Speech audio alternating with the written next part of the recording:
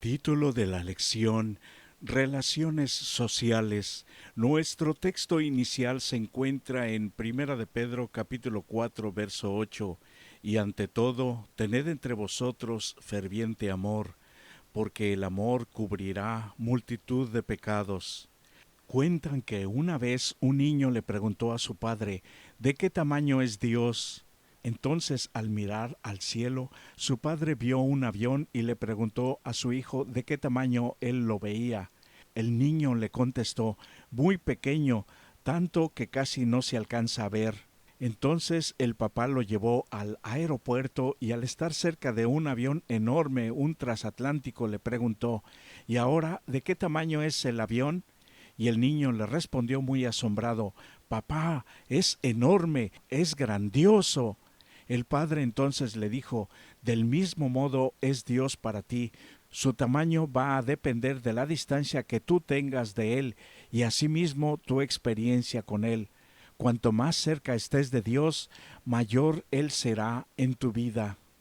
Ahora el apóstol Pedro aborda algunos de los problemas sociales de su época, de los que podemos sacar también hoy lecciones muy importantes. Por ejemplo, el comportamiento de los cristianos bajo la influencia opresiva e idólatra del poder romano dominante, tal como lo experimentaban la mayor parte de ellos durante el primer siglo de nuestra era.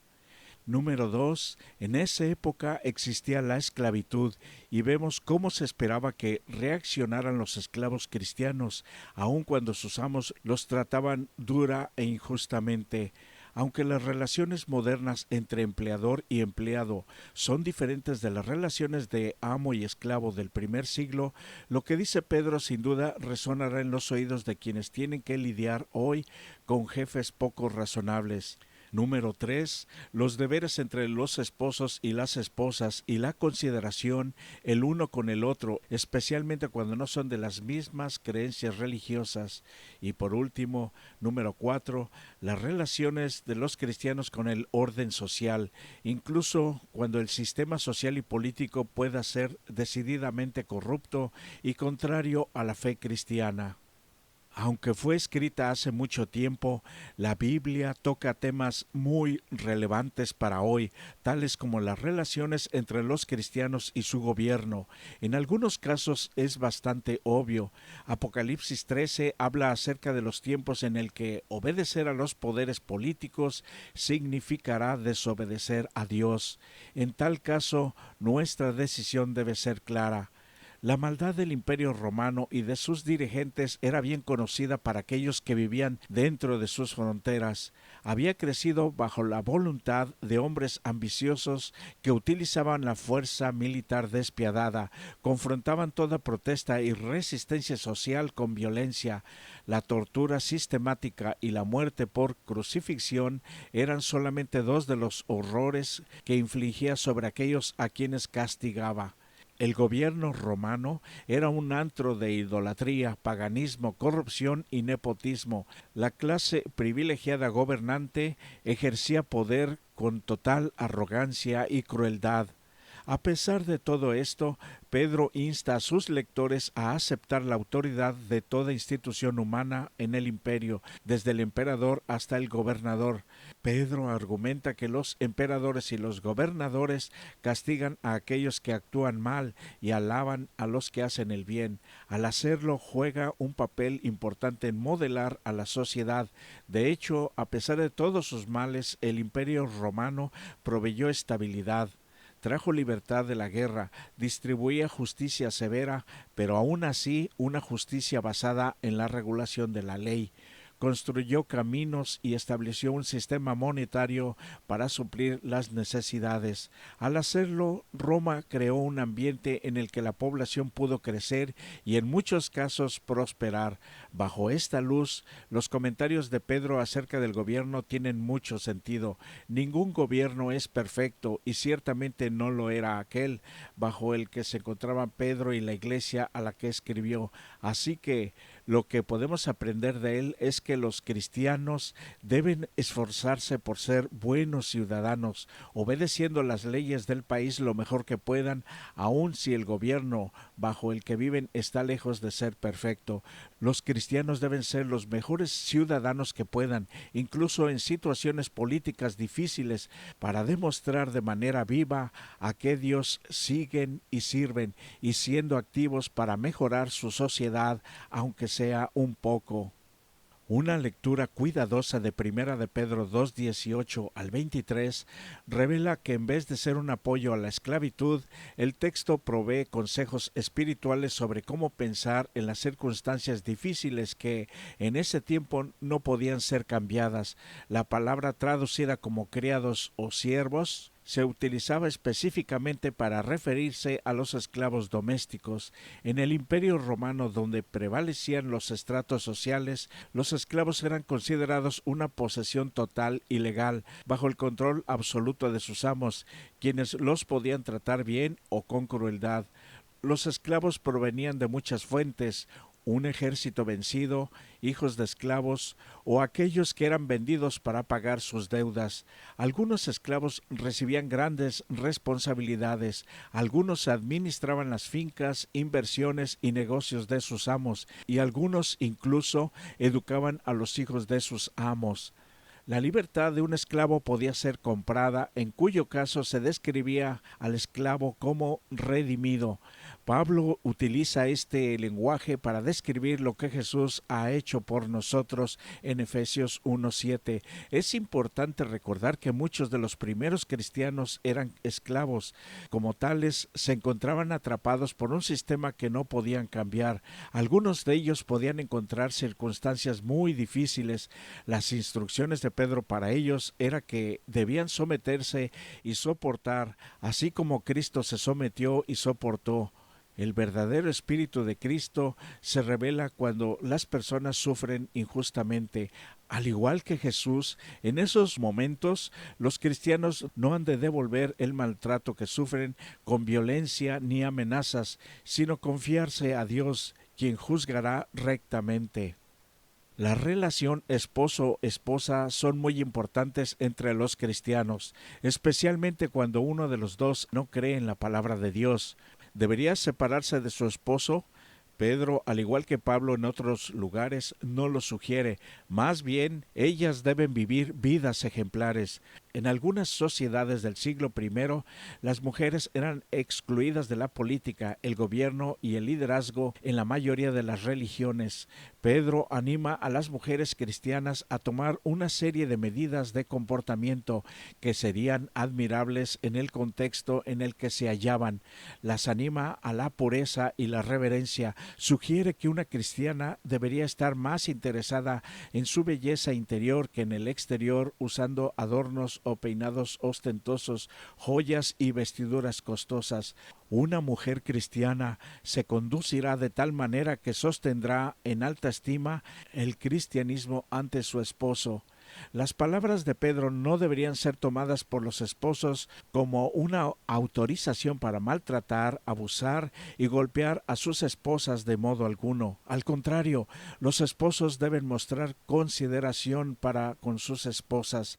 Desafortunadamente, tanto en esa época como ahora, en casos muy frecuentes se vive y trata a la mujer solo como objeto sexual y se abusa de ella de maneras muy sutiles e incluso con amenazas y presión a nivel psicológico para que nadie lo vea o nadie se dé por enterado. Y lo más triste hoy es que se permite incluso dentro de hogares donde los dos, esposo o esposa, se dicen creyentes e incluso dirigentes cristianos. El ideal para el matrimonio cristiano es un mandamiento divino ya revelado en la Biblia para que nadie diga que no lo sabía, puesto que deben vivir en apoyo mutuo, siempre teniendo una santa consideración uno al otro, viviendo sus vidas con integridad transparente en la sociedad, la iglesia y el hogar, para ahora sí honrar el nombre de Dios por medio de su comportamiento y actividades diarias. Recordemos, amigos, que aunque los demás no los vean, Dios lo ve y lleva un registro diario de nuestro trato mutuo. Al final del tiempo, Dios buscará al hombre, como hizo con Adán, y le preguntará qué hizo de su mujer y la familia que le dio. Al igual que Pablo, Pedro insta a sus lectores a mantenerse sujetos bajo las autoridades públicas. Los gobernantes son señalados por Dios y causan temor a quienes tienen un mal comportamiento, no a los que tienen buen comportamiento. Así, un cristiano debería seguir el siguiente consejo: pagad a todos lo que debéis, al que tributo, tributo, al que impuesto, impuesto, al que respeto, respeto, al que honra, honra.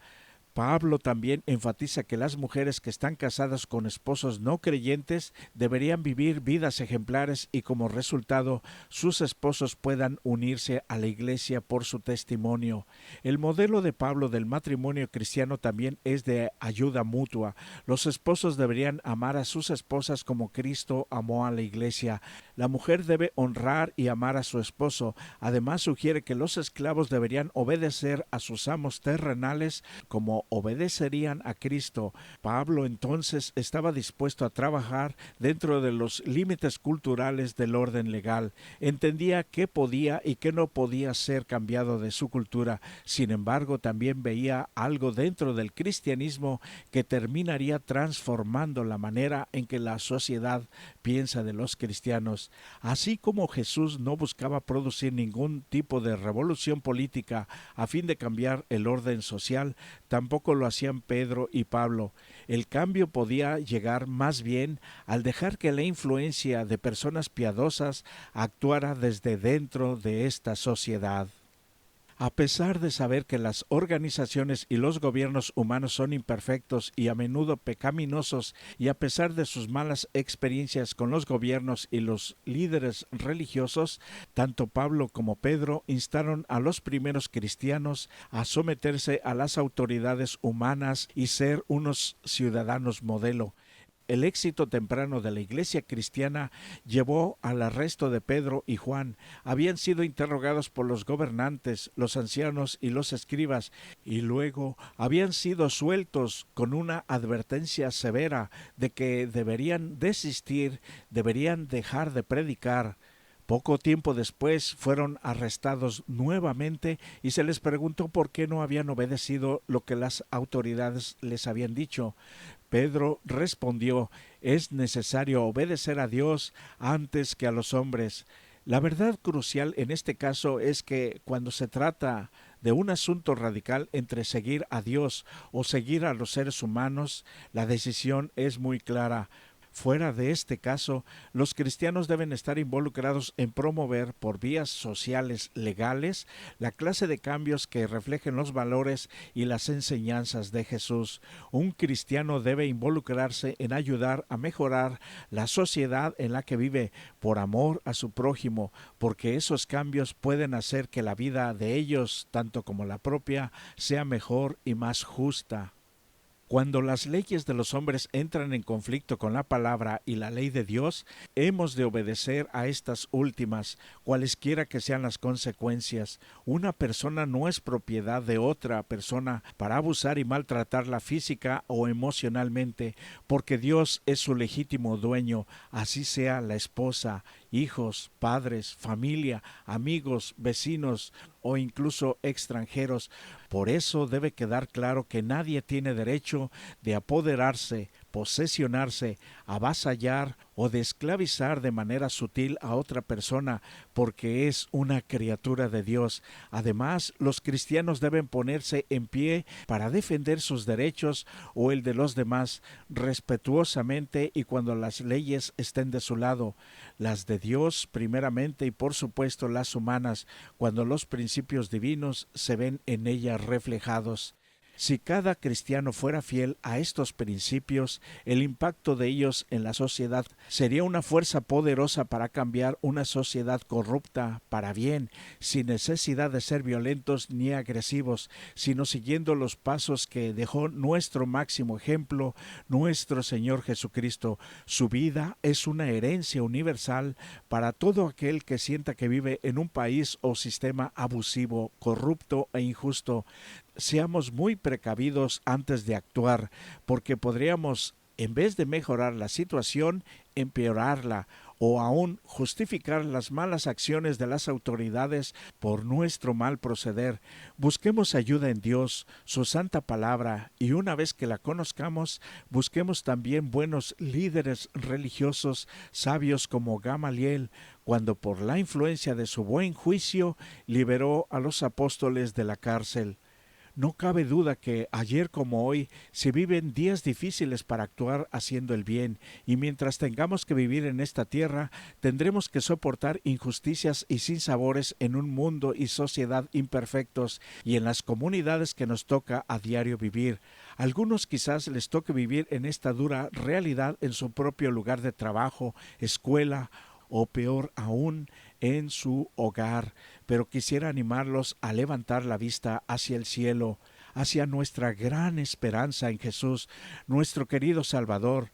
Algún día muy pronto esto ha de acabar en su gloriosa venida, y a veces estas circunstancias difíciles servirán para urgirnos a rogar al cielo para que venga ya nuestro divino libertador. Por ahora tenemos la instrucción para, bien equipados, enfrentar los retos que cada día tenemos que vivir, y les animo a que sigan adelante en este estudio para encontrar más gemas preciosas en el tesoro que llamamos la palabra de Dios, porque sólo así veremos el día de hoy como un nuevo día de oportunidad para vivir más cerca la voluntad divina y ser transformados por ella hacia el propósito original que la mente divina se dignó para nosotros al traernos a la existencia. Hoy es tu tiempo, por favor aprovéchalo y crece a la medida de un cristiano genuino y transparente, siguiendo a Jesús. Que sea Él quien te bendiga. Les invitamos a escuchar el siguiente canto.